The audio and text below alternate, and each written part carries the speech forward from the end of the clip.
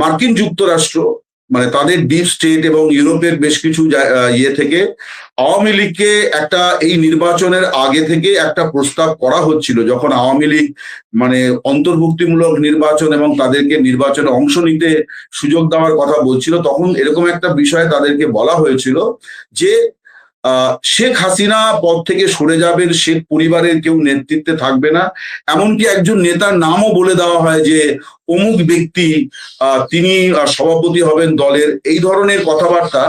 আমার ধারণা এইরকম একটা পরিস্থিতি থেকে জয় সেই কথাটি বলেছিলেন বলে আমার মনে হয়। কিন্তু আমি সেখানে একটা প্রশ্ন রেখেছিলাম যে জয় এই কথাটা তার মায়ের সঙ্গে আলোচনা করে করেছেন কিনা এবং তার মায়ের এই কথাতে সায় আছে কিনা, এটা নিয়ে আমার সংশয় আছে।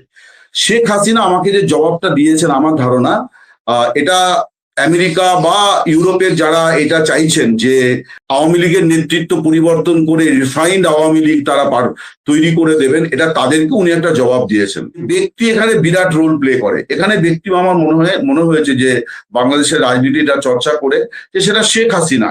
তিনি নিজে একটা সেতু বন্ধন করেছেন, একটা যোগাযোগ তৈরি করেছেন দলের সর্বস্তরে। উনি তো এখন ওয়ার্ড স্তরেও বৈঠক করেছেন, মানে এখন উনি যে বৈঠকগুলো করছেন বা বিভিন্ন গ্রুপে, হোয়াটসঅ্যাপ, সিগন্যাল, টেলিগ্রাম গ্রুপে, সেগুলো ওয়ার্ড এবং উপজেলা স্তরের বৈঠকগুলি করছেন।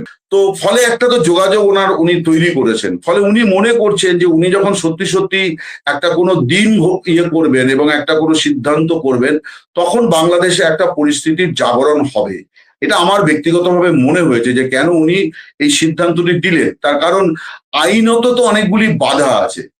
আর যেটা আমি বলছিলাম যে এই তুলনাটা তো হবে যে তারেক রহমান মোহাম্মদ ইউনূসের সরকারের কে সমর্থন দেওয়ার সূত্রে তিনি তার সব মামলা থেকে নিজেকে নিষ্কৃতি করেছেন।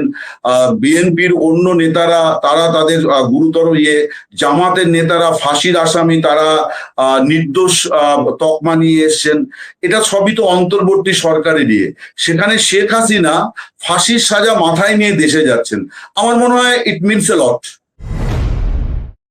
শেখ হাসিনা সাম্প্রতিক কয়েকটি সাক্ষাৎকারে মাথা উঁচু করে দ্রুত দেশে ফিরব কিংবা খুব শিগগিরই দেশে ফিরতে সকল প্রস্তুতি নেওয়ার জন্য তিনি দলীয় নেতাকর্মীদেরকে আহ্বান জানিয়েছেন, এমন সব খবর সংবাদ মাধ্যমে প্রকাশিত হতে থাকার পর, বিশেষভাবে শেখ হাসিনা আগস্টের মধ্যেই ট্রাভেল পাসের আবেদন করতে পারেন, এমনও খবর বেরিয়ে আসার পর শেখ হাসিনার সাক্ষাৎকারগুলো নিয়ে ব্যাপক আলোড়ন সৃষ্টি হয়েছে খুব স্বাভাবিকভাবেই বাংলাদেশের রাজনীতিতে।